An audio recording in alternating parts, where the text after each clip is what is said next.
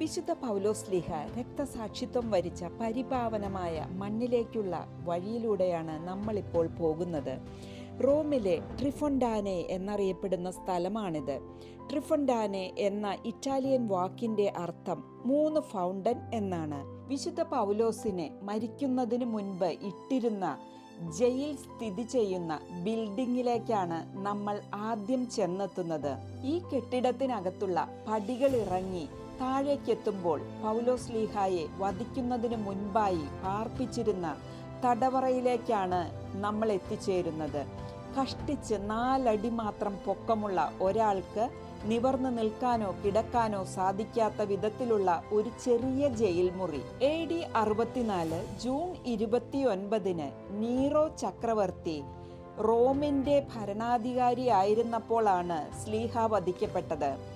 ഈ കാലഘട്ടങ്ങളിൽ കുറ്റക്കാരെയും ക്രിസ്ത്യാനികളെയും ഒക്കെ കുരിശിൽ തറച്ച് കൊന്നിരുന്നു. എന്നാൽ ഈ നിയമം റോമ പൗരന്മാർക്ക് ബാധകമല്ലായിരുന്നു.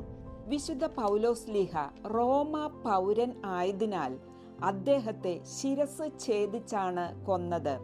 ഒരു മാർബിൾ തൂണിൽ വച്ചാണ് അദ്ദേഹത്തിന്റെ തല വെട്ടിയതും. ആ മാർബിൾ തൂണ് ഇപ്പോഴും നമുക്ക് അവിടെ കാണാൻ കഴിയും. ശരീരത്തിൽ നിന്നും വേർപെട്ട ശിരസ് നിലത്തു വീഴുകയും പിന്നീട് 3 സ്പോട്ടിലേക്ക് ബൗൺസ് ചെയ്ത് തെറിച്ചു വീണ് നിശ്ചലമായി. ശിരസ് ബൗൺസ് ചെയ്ത് വീണ 3 സ്ഥലത്തു നിന്നും ഓരോ ഫൗണ്ടനുകൾ രൂപപ്പെടുകയും ഈ 3 ഫൗണ്ടനുകളെ തമ്മിൽ ബന്ധിപ്പിച്ച് ഒരു അരുവി ഉണ്ടായതായും പറയപ്പെടുന്നു. ഈ അരുവി നമുക്ക് കാണാൻ സാധിക്കും. 1950 വരെ ഈ ഉറവയിലെ വെള്ളം വിശ്വാസികൾക്ക് വിതരണം ചെയ്തിരുന്നു. എന്നാൽ വെള്ളത്തിനുണ്ടായ കണ്ടാമിനേഷൻ കാരണം ഇപ്പോൾ ഈ വിശുദ്ധ ജലം ഉപയോഗിക്കുന്നില്ല. ഒരു കമ്പി വല കെട്ടി ഈ ഉറവ ഇന്നും സംരക്ഷിച്ചു പോരുന്നു. സെന്റ് പോൾ ട്രിഫൊണ്ടാനയിൽ വെച്ചാണ് കൊല്ലപ്പെട്ടതെങ്കിലും ഭൗതിക ശരീരം അടക്കം ചെയ്തിരിക്കുന്നത് റോമിലെ 4 ബസിലിക്കായിൽ ഒന്നായ സെന്റ് പോൾ ഔട്ട്സൈഡ് ദ വോൾസിലാണ്.